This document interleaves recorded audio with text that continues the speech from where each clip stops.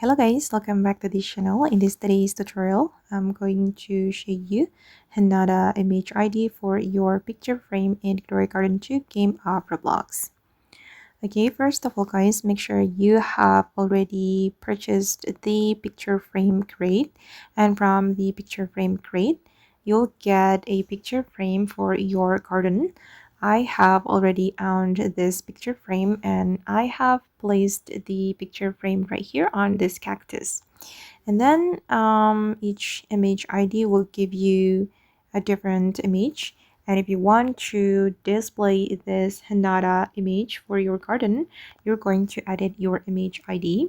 And you can add this ID 13065362447, and you'll get this Hinata image.